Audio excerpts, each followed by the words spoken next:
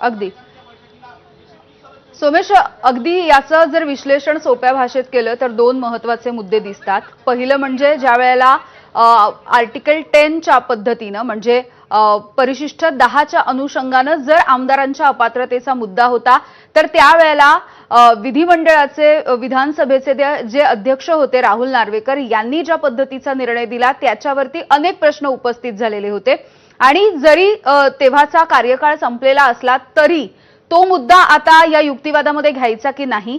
आणि दुसरा मुद्दा पक्ष आणि चिन्हाच्या संदर्भातला जो निर्णय निवडणूक आयोगाने घेतलेला होता, या दोन्हीचा प्रभाव आपल्याला अर्थातच दिसतो आहे एकमेकांवरचा। मात्र कोर्टाचं असं म्हणणं आहे की ह्या दोन्ही गोष्टी वेगवेगळ्या पद्धतीने ट्रीट केल्या जाव्यात। आता जर महत्त्वाचा मुद्दा घ्यायचा झाला तर कोर्ट पहिल्यांदा कुठला मुद्दा आधी घेईल?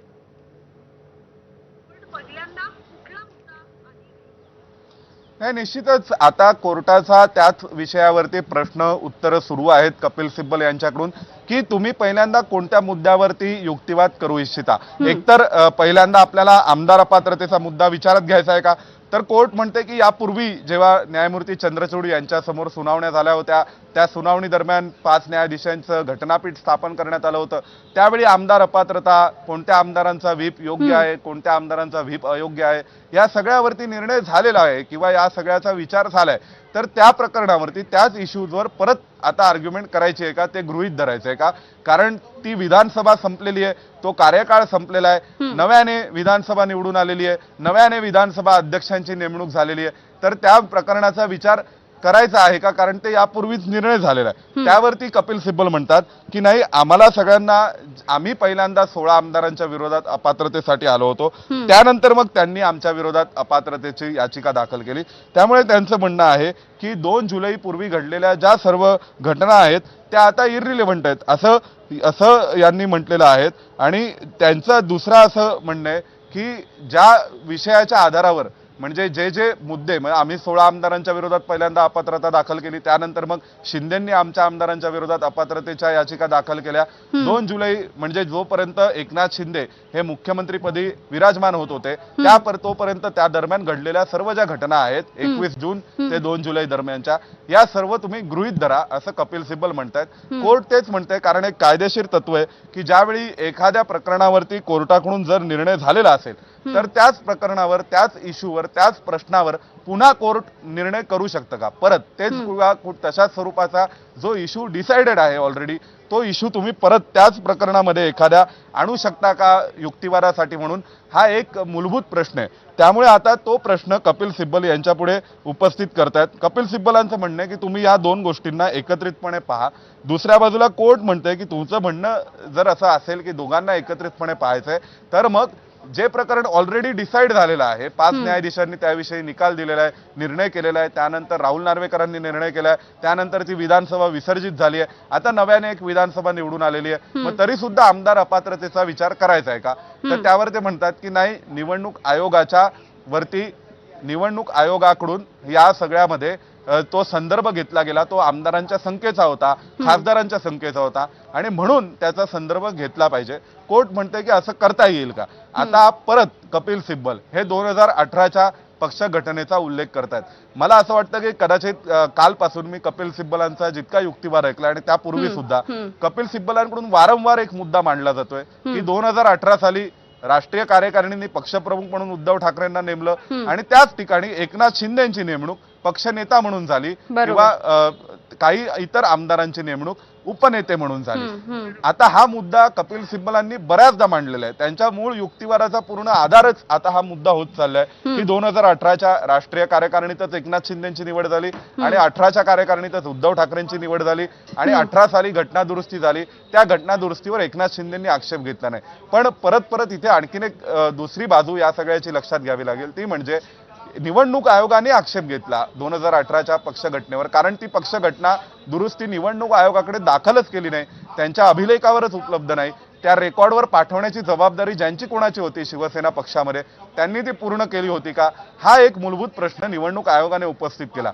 त्यामुळे निवडणूक आयोगाच्या किंवा 2018च्या राष्ट्रीय कार्यकारिणीवर एकनाथ शिंदेंनी आक्षेप घेतला नाही किंवा 2022 पर्यंत कोणत्याही स्वरूपाचा आक्षेप घेतला गेला नाही, हा एक मुद्दा आता जो कपिल सिब्बल वारंवार मांडतायत हम्म. तो मुद्दा हा सर्वोच्च न्यायालयाकडून ग्राह्य धरला जाईल का? कारण एकनाथ शिंदेना एखादी गोष्ट आक्षेपार्ह वाटली नाही म्हणून ती कायद्याच्या दृष्टीने आक्षेपार्ह नव्हती असं म्हणायचं का? असा हा एक मूलभूत प्रश्न आहे. सिब्बल परत बरं. त्याच मुद्द्यावरती आर्ग्यू करतायत की 2018ची जी राष्ट्रीय कार्यकारिणी झाली त्या राष्ट्रीय कार्यकारिणीमध्येच या सगळ्यांच्या नेमणुका झाल्या होत्या. त्याच राष्ट्रीय कार्यकारिणीत उद्धव ठाकरेंची नेमणूक झाली होती आणि त्यावर कुठल्याही स्वरूपाचा आक्षेप हा एकनाथ शिंदेंनी घेतलेला नव्हता असं कपिल सिब्बल आता परत सांगतायत. आणि त्यामुळे ते म्हणतात की या सगळ्या प्रकरणाचा पुन्हा उल्लेख करा. निश्चितच आपल्याला सर्वांना माहिती आहे की 2022 साली ज्यावेळी पहिल्यांदा एकनाथ शिंदे हे यांनी काही स्वतंत्रपणे वेगळा निर्णय घेतला आणि म्हणाले की आम्हीच शिवसेना आहोत, त्यानंतर तातडीने शिवसेनेकडून एकनाथ शिंदेच्या विरोधामध्ये आणि त्यांच्या सोबतच्या 16 आमदारांच्या विरोधामध्ये एक याचिका दाखल करण्यात आली होती आमदार अपात्रतेची विधानसभा अध्यक्षांकडे. त्यानंतर सर्वोच्च न्यायालयामध्ये एकनाथ शिंदेच्या वतीने एक रिलीफ मागण्यात आला, दिलासा मागण्यात आला की पुढील सुनावणीपर्यंत कोणत्याही स्वरूपाचे ॲडव्हर्स कारवाई करू नका. आणि तेव्हा सर्वोच्च न्यायालयाने असं म्हटलं, विधानसभा अध्यक्षांच्या तेव्हा अध्यक्ष अस्तित्वात नव्हते, कारण अध्यक्ष नव्हते, कारण उपाध्यक्ष नरहरी झिरवळ तेव्हा होते आणि नाना पटोले राजीनामा देऊन काँग्रेसचे प्रदेशाध्यक्ष झालेले होते. तर त्यावेळी विधानसभा अध्यक्ष नव्हते, पण उपाध्यक्षांना म्हटलं की पुढल्या सुनावणीपर्यंत कोणता निर्णय करू नका. सर्वोच्च न्यायालयात पुढली सुनावणी होईपर्यंत सरकार पडलं. राज्यपालांनी विधानसभेत बहुमताच्या चाचणीचे निर्देश दिले, उद्धव ठाकरेंनी राजीनामा दिला, एकनाथ शिंदे मुख्यमंत्री झाले. त्यानंतर मग एकनाथ शिंदेकडून देखील उद्धव ठाकरेंच्या सोबत असलेल्या काही आमदारांच्या विरोधामध्ये अपात्रतेचं प्रकरण दाखल करण्यात आलं. त्यानंतर जर आपण विचार केला तर प्रत्येक पावलोपावली म्हणजे जवळपास प्रत्येक निर्णय हा सर्वोच्च न्यायालयाकडे आव्हान देण्याचं काम हे उद्धव ठाकरेंनी केलंय. म्हणजे जो पहिला निर्णय आमदार अपात्रते संदर्भातला ज्याविषयी याचिका दाखल करण्यात आली, त्यानंतर मग याचिका दाखल केलेली आहे त्यावर लवकर निर्णय व्हावा म्हणून उद्धव ठाकरे सर्वोच्च न्यायालयात आले. राज्यपालांनी बहुमताची चाचणी घ्यायला सांगितली म्हणून उद्धव ठाकरे सर्वोच्च न्यायालयात आले. निवडणूक आयोगाकडे अर्ज दाखल केला. अंधेरी पूर्वची निवडणूक लढवायची होती शिवसेनेला. आपल्याला सर्वांना आठवते त्यावेळी उद्धव बाळासाहेब ठाकरेंच्या वतीने एक उमेदवार निवडणूक लढल्या होत्या. पहिली निवडणूक झाली होती या फुटीनंतरची आणि ती मोठ्या उत्साहाने शिवसेनेने उद्धव ठाकरेंनी लढवली होती. त्यावेळी त्यांनी मशाल हे चिन्ह घेतलं आणि ती निवडणूक लढवायला गेले म्हणून ते प्रकरण निवडणूक आयोगाकडे एका गटाला मशाल चिन्ह, दुसऱ्या गटाला ढाल आणि तलवार आणि बाळासाहेबांची शिवसेना असं नाव देण्यात आलं. तो एकनाथ शिंदेकडे बाळासाहेबांची शिवसेना पक्ष होता आणि उद्धव ठाकरेंकडे जो पक्ष होता तो मशाल यासह उद्धव बाळासाहेब ठाकरे शिवसेना अशा स्वरूपाचा पक्ष होता. मग त्यानंतर निवडणूक आयोगाने जेव्हा निकाल दिला की मूळ शिवसेना एकनाथ शिंदेची आहे आणि एकनाथ शिंदेच्या शिवसेनेकडेच धनुष्यबाण आणि पक्षचिन्ह असेल, तर त्या अनुषंगाने जेव्हा विचार झाला त्या निकालाला सुद्धा निवडणूक आयोगाच्या फेब्रुवारी 2023 मध्ये आलेल्या निकालाला सुद्धा सर्वोच्च न्यायालयामध्ये उद्धव ठाकरेंनी आव्हान दिलं.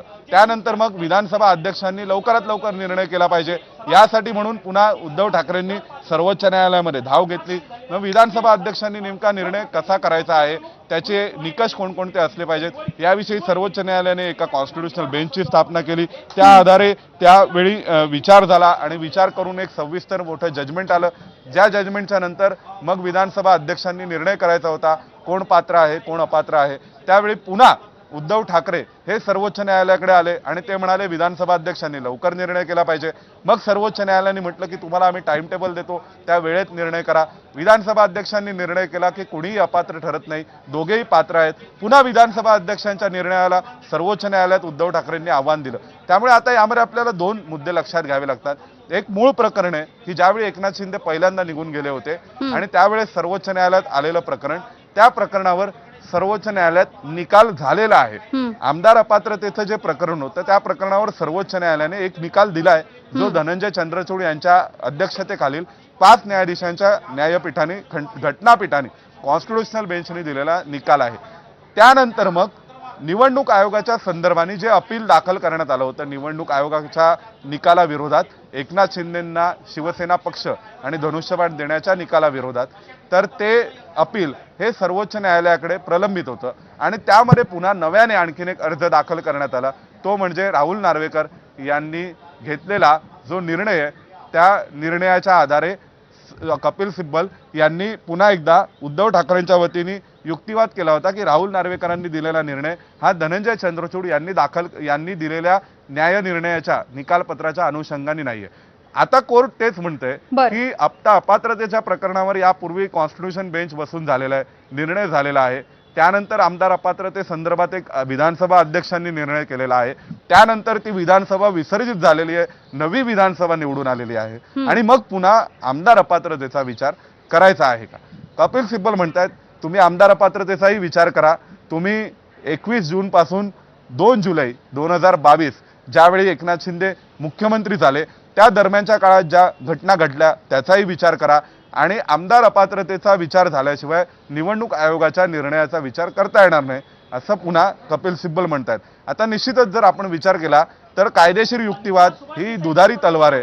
ती जशी कपिल सिब्बल उद्धव ठाकरेंच्या बाजूने वापरण्याचा प्रयत्न करतात तसं त्यांच्याकडून मांडले जात असलेल्या मुद्द्यांच्या आधारे न्यायमूर्तींकडून असाही विचार केला जातोय की याच लॉजिकने याच तर्काच्या आधारे जर वेगळ्या बाजूने विचार करायचा झाला तर उत्तर काय मिळते. त्यामुळे आता पुन्हा एकदा कपिल सिब्बल म्हणतायत की राजकीय पक्ष आणि विधिमंडळ पक्ष या दोघांनी एकमेकांच्या स्वतंत्रपणे किंवा वेगवेगळे असू शकत नाहीत, यांचा एकत्रित विचार व्हायला हवा. आता यामध्ये एक पुन्हा मूळ घटनात्मक प्रश्न निर्माण होतो. तो म्हणजे असा आहे की जे सादिक अलीचं प्रकरण, ज्या प्रकरणामध्ये कॉन्स्टिट्यूशन बेंचचं जजमेंट आहे, ज्या प्रकरणामध्ये कॉन्स्टिट्यूशन बेंचचा निकाल आहे, त्या निकालाच्या अनुषंगाने जी ट्रिपल टेस्ट डिक्लेअर केलेली आहे, जाहीर केलेली आहे की ज्या ट्रिपल टेस्टच्या आधारे निवडणूक आयोगाने निर्णय घ्यायचा असतो, त्या ट्रिपल टेस्टवर आता पुनर्विचार करायचा का असा एक मूलभूत प्रश्न पुन्हा एकदा निर्माण होतो. कारण जर आपण विचार केला तर स्पीकर हे कुठल्याही प्रकारे म्हणजे सिब्बल म्हणतात की विधानसभा अध्यक्ष हे कोणत्याही प्रकारे आमदार अपात्रतेवर निर्णय घेत नाहीत. त्याशिवाय आमदार अपात्रतेनी च्या बाबतीतला जो निर्णय घ्यायचा होता तो कसा घ्यायचा होता हे सगळं या न्यायालयाच्या एका निकालपत्रातून जाहीर करण्यात आलेलं आहे. त्यानंतर मग ते म्हणतात त्याच वेळी इलेक्शन कमिशन मात्र ऑर्गनायझेशनच्या बाबतीत म्हणजे पार्टी ऑर्गनायझेशनच्या बाबतीत निर्णय करतं. त्यामुळे असं यापूर्वी कधी झालेलं नाही असं ते म्हणतात. म्हणजे त्यांनी म्हटलं की ऑर्गनायझेशनल विंग आणि जो लेजिस्लेटिव्ह स्ट्रेंथ म्हणजे विधिमंडळाच्या किती संख्या कुणासोबत आहे, कुणासोबत बहुमत आहे, त्या चाचणीच्या आधारे एका बाजूला निवडणूक आयोग निर्णय करतं आणि त्यापूर्वी विधानसभा अध्यक्षांकडे आमदार अपात्रतेचं प्रकरण हे प्रलंबित असतं. तर यामध्ये विचार व्हायला हवा का? स्वतंत्रपणे विचार करायचा की जर असं यापूर्वी कधी झालेलं नाही असं कपिल सिब्बल म्हणतायत की एका बाजूला विधिमंडळ पक्षाच्या संदर्भात असलेले जे आमदार आहेत त्यांच्या अपात्रतेचं प्रकरण हे प्रलंबित होतं आणि दुसऱ्या बाजूला निवडणूक आयोगाने पक्ष संघटना कोणाकडे आहे, चिन्ह आणि नाव कोणाकडे याविषयीचा निर्णय घेतलेला आहे. आणि ते म्हणतात की people in power are like magnet, म्हणजे त्यांचं म्हणणं आहे की सत्तेतली माणसं ही चुंबकासारखी असतात असं स्वतः कपिल सिब्बल म्हणतात. आणि ज्यावेळी सत्तेतली माणसं ही चुंबकासारखी असतात त्यानुसार 31 हे 39 झाले आणि दुसऱ्या बाजूला 39 हे 56 झाले असं त्यांचं म्हणणं आहे. म्हणजे सुरुवातीला जे 31 होते ते 39 झाले असं कपिल सिब्बलांचं म्हणणं आहे आणि त्यानंतर जे 39 होते ते 56 झाले असं आता पुन्हा कपिल सिब्बलांचंच म्हणणं आहे. आणि कपिल सिब्बल म्हणतात की सत्तेतला माणूस हा माणसा आकर्षित करू शकतो.